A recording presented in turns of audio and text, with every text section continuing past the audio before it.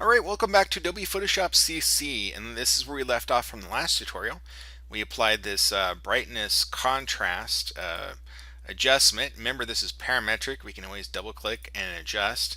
And this photo, by the way, was taken at, I took this photo at Arches National Park in Utah. You can double click on these layers to rename them. Instead of brightness contrast, you can, by default, that's what it's named. I can name it, for example, contrast rocks, because I do want to, or actually, I added rocks, so double click, add an S there, because what I want to do is actually apply a different adjustment to the sky. And we're going to do this through applying layer masks and actually have a mask in the channel itself. So we're going to go to the channels here and look at this image. So if we click on each of these channels, the red, the green, and the blue, and in masking, what you look for is the highest contrast channel, which typically is the blue channel by default. It's not always, but typically it is. So the blue channel here definitely has the highest contrast. The rocks are fairly dark and the sky is fairly bright. What I'm going to do is drag this channel here down to this little folder icon. May seem strange to do this in the beginning, but as you do more masking, this will be utilized quite a bit, the channels palette here. So I'm going to drag this blue channel down to this little folder icon, and voila, it says blue copy. Now what I want you to understand is that you can adjust this blue copy and have no fear, you are not destroying the original image. Okay, this is an independent copy of the blue channel. In fact, it's kind of like a layer in a way. Okay, now you can apply these adjustments to the channels here. So if I click on brightness contrast, you see it's doing some weird things. It's like applying a mask in here. It doesn't quite work. So what you gotta do is you actually have to, I'm gonna actually undo that.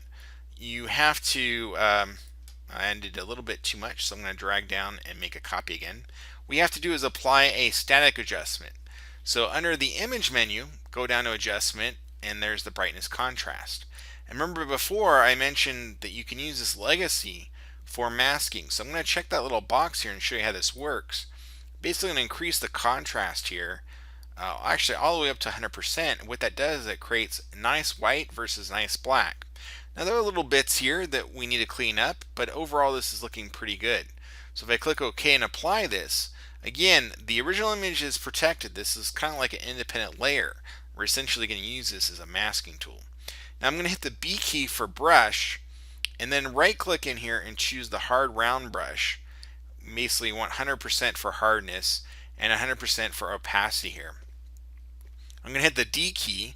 Make sure black is my foreground color, so if it's not, hit the X key or click on the little arrow here, and that will bring black as your foreground color.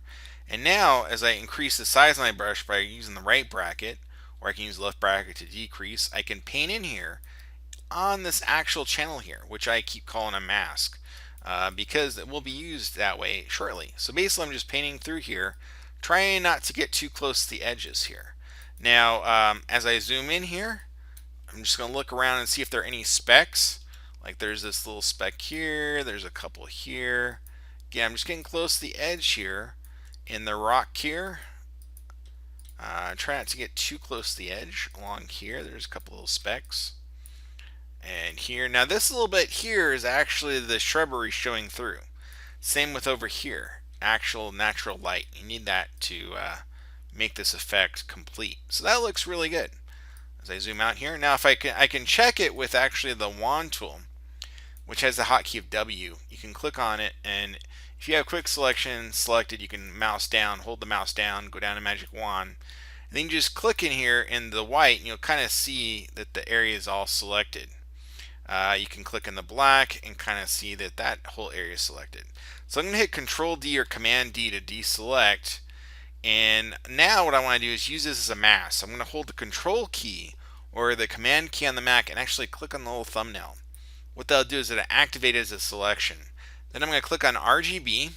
So very important, you want to activate all your layers. Click on the Layers tab. Click on the background layer. And now I'm going to add the black and white adjustment layer. So that's you have the contrast adjustments on the top here, along with the vibrance and the exposure adjustment here. but we're going to click on this little icon here. It has a black side and a white side, like a little rectangle. Click on that, and voila! Now we have essentially a black and white sky here. So if I zoom in a little bit, or actually zoom out, because what I want to do is actually reposition a little bit. Sometimes it's a little difficult to do this. A lot of times I'll float the window out a little bit so it's easier to see. And you have all these presets. Now beware of some of these presets, like the high contrast filter is really cool, but you can see along the edge here it's creating this glowing effect, which isn't necessarily that great. Now I can start off with one of these presets and then adjust these colors here and try and make it better. Like this one here, the green filter, basically doesn't have any of those little oddities. Now it looks like there's a little bit of blue here that didn't quite get in there, so I am going to fix that in just a sec here. But essentially, let's see, zoom in here, and let's try that high contrast red, and then see what we can adjust along here. So if we reduce the blue here, which would be the sky a little bit, it's going to get rid of that glow a little bit, and then a little bit of that cyan, which will adjust. Now the other colors, yellow is not going to affect as much because yellow is not being represented in the sky. Primarily it's blue. Now I did miss a little bit of this blue here. So what we're going to do is we're going to click inside the mask. By the way, if your mask is kind of small, you can right click in here and choose large thumbnail or medium thumbnail. I'm going to choose large just so it's easier to see. And let's go ahead and alt click on here, and you can see it's pure black. So it needs to be white here. So the only way to get around this is to paint it out. Now you can do it a couple different ways. You can paint right in here just by using the brush tool. So again, I'm going to hit B for brush, but I need to reduce the size of my brush quite a bit. So left bracket, and I still have those standard settings. Now, as I paint with black, nothing's going to happen, but if I hit the X key and paint with white, what will happen is I'll reveal that sort of blue pixels. And that's kind of what I want to do here, is just get this little bit of sky here. Now it looks like we got a little bit of artifacts along here where the blue is sort of showing through. So if you see any of that, you can come in here and adjust that. Now sometimes what you can do is just change the blend mode to get that effect to go away. If we change it from normal to luminosity, what will happen is it'll drop out everything and you're basically just left with the effect. However, with luminosity, it's the opposite effect when it comes to black and white. So you could try color, and that would get rid of some of that junk along there. And that actually looks pretty good. It looks like there's still little effects there. So basically what we want to do is paint it out. Just leave it on normal, I think is fine for this demonstration. So there you have it. You essentially have a adjustment layer with a mask. If I hold shift key over the mask, I can remove it, so you can see that the black and white is applied to the entire image. With the mask though, it is only applying it to the sky here.